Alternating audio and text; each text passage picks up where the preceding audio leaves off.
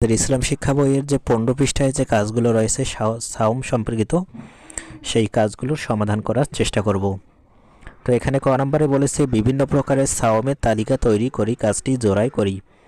তো সাওম হচ্ছে মানে কি? সাওম মানে হচ্ছে রোজা। বিভিন্ন প্রকার রোজা রয়েছে, যেমন ফরজ, সুন্নত, ওয়াজিব এ ধরনের রোজা রয়েছে। যদি আমরা উপরের এই পড়াগুলো পড়ি তাহলে কিন্তু আমরা নিশ্চয়ই সাওম সম্পর্কে, সাওমের যে প্রকারভেদগুলো রয়েছে সেগুলো সম্পর্কে জানতে পারবো। তো এখন আমি তোমাদের যেহেতু এখানে রয়েছে তো উত্তর আমি করার চেষ্টা করতেছি। তো দেখো এখানে বিভিন্ন প্রকার সাওমের তালিকা আমি তৈরি করেছি। যেমন রয়েছে ফরজ সাওম।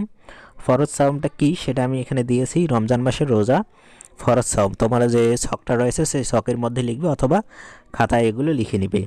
ওয়াজিব সাওম, মানত করলে তা পূরণ করার জন্য যে রোজা রাখা হয়। এরপর সুন্নত সাওম, 3 নম্বর কি? সুন্নত সাওম। এটা সাওমের একটা প্রকারভেদ। সাওম মানে রোজা। নবী সাল্লাল্লাহু আলাইহি সাল্লাম যে রোজাগুলো পালন করেছেন, যেমন আশুরার রোজা। এরপর কি রয়েছে?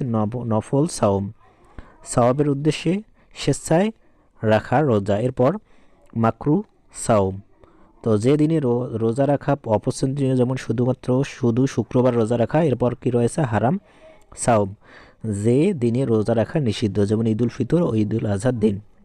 এই 6 প্রকারের সাওম এখানে আমি দিয়েছি, তোমরা এগুলো খুব সুন্দরভাবে ছকে লিখবে। এরপর আমরা পরবর্তী কাজটি দেখি।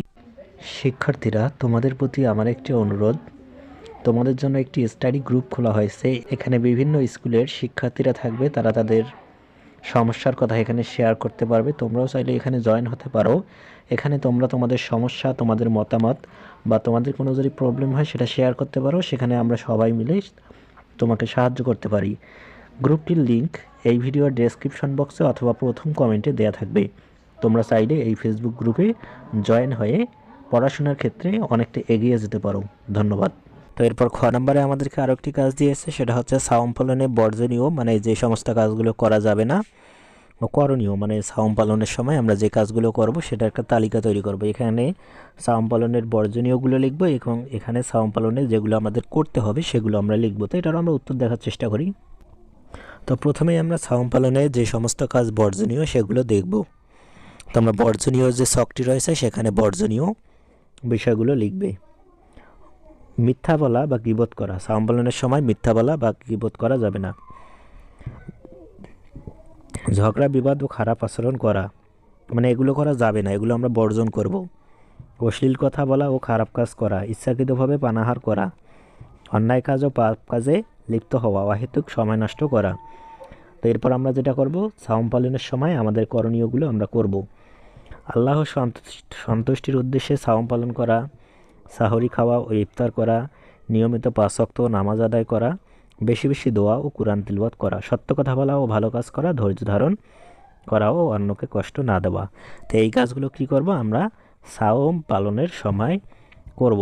তো আমরা দেখলাম যে সাওম পালনের বর্জনীয় এবং করণীয় বিষয়গুলো দেখলাম। এখন গ নম্বরে আমাদেরকে আরও একটি কাজ দিয়েছে, সাওমের পরিচয় সম্পর্কিত পোস্টার তৈরি করে কাজটি দলগতভাবে। অর্থাৎ তোমরা যখন তোমাদের শ্রেণীকক্ষে এই ক্লাসটি করবে তখন তোমাদের বন্ধুদের সাথে একটা পোস্টার, সাওমের পরিচয় সম্পর্কিত একটা পোস্টার তৈরি করবে।